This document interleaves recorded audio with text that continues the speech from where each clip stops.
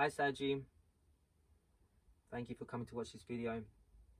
I've made this for you guys and also all the other signs to hopefully translate, interpret, and in a way guide through my intuition and my understanding of astrology.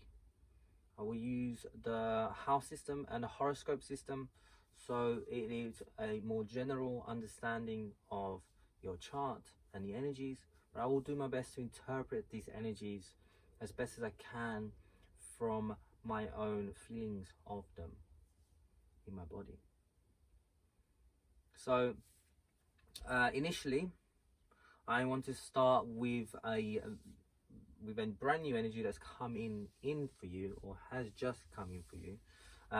This is actually the week before I'm recording this for you, for the 25th of December till the 31st of December. Venus is going into Sagittarius. It's a beautiful one, but it's also a very interesting one. The energy is a conjunction, so it's in your first house. It's very much pointing towards you. It's very much pointing towards your own understanding of yourself. But it's also Venus. Venus is the planet of the other. It's also very much archetypally about the other and your relationship. There may be a partnership going on in your life right now, or some sort of partnership, relationship, which, with Venus being there, there's like a real, to me, there's this really feeling of like pleasantness and softness.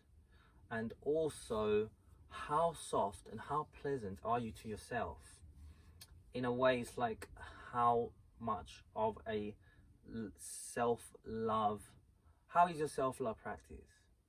How are you practicing your own softness and self-love to yourself on a daily, weekly, whenever you need to basis? And that can also be reflected outwardly. Beautiful thing about this Venus is that it will happily reflect this out, how you are with yourself by who you're with. That person will generally reflect your own softness, your own soft passion, your own love or showing love. So this is an opportunity to maybe soften a little bit, to maybe find and practice the more pleasant experiences and things that you can do for yourself and for someone else. You can always practice on someone else. You can always try and soften the other person or someone in your life that you love. So it's just a really good understanding here, or a good way to bring out and to really self-love here, and to really open your own eyes to that. It's a very lovely opportunity here. The other aspect which I feel can be very relatable to this, because this has been an ongoing energy for you, and it's Mars in Aries. It's been there for a while for you, at least a month, and it's coming close to a finishing in the time in Aries. So Mars traveling through Aries, for you it's the 5th house, and that time travel is probably got about another week and a half, maybe just over. So it's a very good time for me to explain this to you, and to hopefully like sit with that energy, because it's coming to an end, and to really like culminate the final parts of it before we let it go, before it goes for us. In your 5th house, the 5th house of Leo, being the house of joy, playfulness, there's really a really strong fiery energy coming through. Your inner child will want to play, will want to explore, will want to cause a little havoc sometimes. It's just a natural, untamable fiery energy that comes from Aries, from Mars, in your 5th house, which is also a very fiery house. And it's a lot. It's a lot to hold. And what I was feeling into was that, yes, this is a very supportive energy. You have a choice whether you go with it, whether you use it, or whether you choose to just be a bit lazy with it. This is always the choice between the supportive energies coming through to you, and this one being one of them. Fire means that there's a lot of energy in your belly. To me, it feels here. It's not an energy that, it's an energy you can use very rapidly. It's an energy that can be very, like, used at short bursts. The thing I feel towards is that there should be a time to be able to hold that energy. How well can that energy be held within your belly? It's been an ongoing thing. That could have brought up a lot of anger and frustration inside of you if this energy doesn't get an opportunity to move in a way that it wants to, or that it can do. You can do whatever you want with that energy through your free will. But it's also very passionate. It's also very, like, it wants to create change, it wants to make change, it wants to express itself. That expression is probably the key thing here.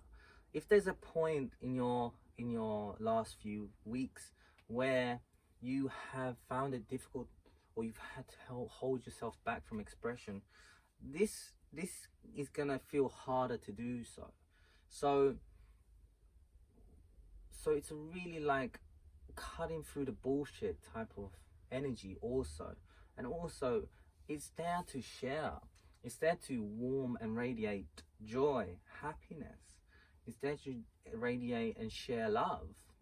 We're going from this very soft Venus love to this very, like, 5th house, more like I want to inspire and radiate my warmth, because I have so much of that beautiful sun energy from my own inner love of my inner child, which is like the sun. The heart of a child is so beautiful and warming and, like, pure, and that can just keep radiating. You know, it's a very beautiful opportunity, if this resonates with you, to have fun. Yeah, life is serious, and life can be serious. It can also not be serious, but this is a great time to, like, have activities that make you feel good, that make that inner child feel like that energy is being spent, used in a supportive way towards your own self. You know, this is for you in a way, and the beautiful part is because it's for you, it also radiates out if it's used with the good intention. And like I said before, it's not a very tameable energy. It's not something that you can just tell to keep quiet for too long. It doesn't really listen to that. It can't listen to that. It just wants to go. So my invitation is to practice holding this energy, being in your belly more. Even if you can spend some time when that feels good for you in the day, to just really, like, hone into your belly, into this region here. That is where with some breath can be able to hold more of that energy, rather than just, like, exuberantly squirt it out. So you can hold it, and there's a very, like, grounding element to that as well that can come from that, meaning it's a little more solid, and also able to give you the wisdom that is so natural to you guys. It's gonna come with with its own wisdom and its own purpose and its own beauty. They're not always seen beautiful, but it is your beauty, and it will feed the heart, hopefully, which is hopefully where that heart wants to express joy, laughter, playfulness. Yeah, general understanding of that energy. You could also have someone in your life who's can be, in a way, sort of a parental figure, come through, and you could also be that parental figure yourself. And how are you at showing that, like, innocence and playfulness? Or the other person will show you if you are, by them being very playful and being very sun-like, very sun-like, and also very assertive.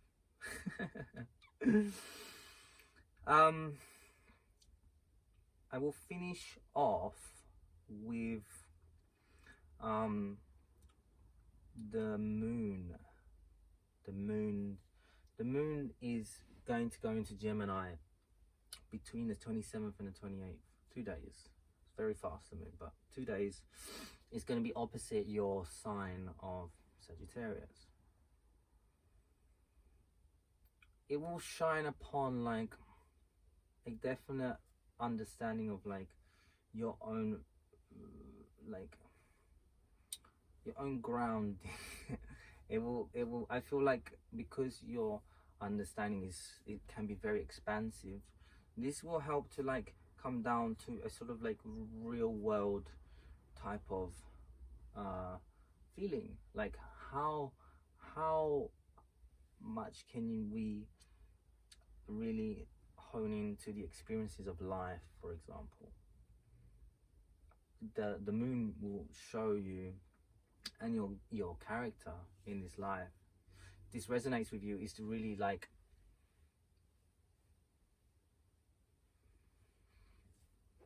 getting out the mind and really being able to just be in the moment of life, of the experiences that you can cultivate, that are just coming to you naturally. So again, it's in the 7th house. So again, how present can you be with yourself? How present can you be with your partner? Something to just keep an idea or an awareness towards, that conscious awareness towards being as much as you can in the moment, especially with the Venus asking for softness, and the Mars, and then the moon for those 2 days.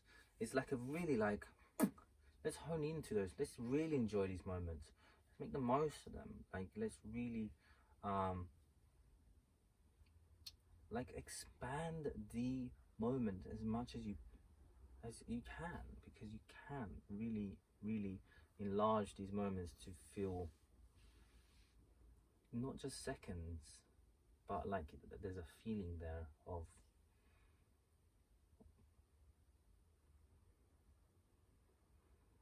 moving this time outwardly. So it's sort of like a bubble in a way, sort of like creating this sense of space between yourself and someone else, which is very, like, relatable and can communicate very well. But it's very much like, I'm so here and my energy is so expansive, that there's a real beauty there. 27th, 28th, play with that. I would recommend.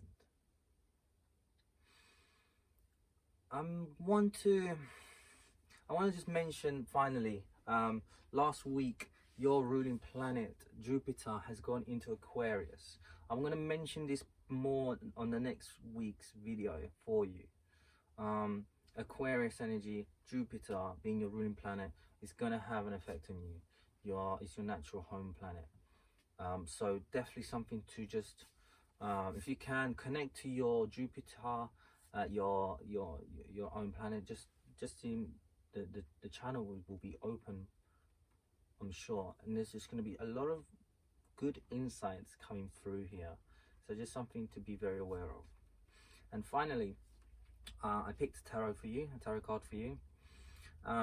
This was after I worked out what I wanted to speak to you about. So I think it makes a lot of sense. So the way it came, and I'll ask you to take a deep breath. It came reversed, but I will show you, and hopefully you can see that well. I will show you it upright. I feel like this is where we want to be, of course, but we don't want to lie to ourselves. If there is a problem in your relationship, or if there are places where that relationship can bring pleasure, softness, self-love, stepping out of habits. If there's anything there for you guys, hopefully this card will help you. Apart from that, thank you for watching. I will see you again next week for the start of 2021. All the best to you guys, and take care.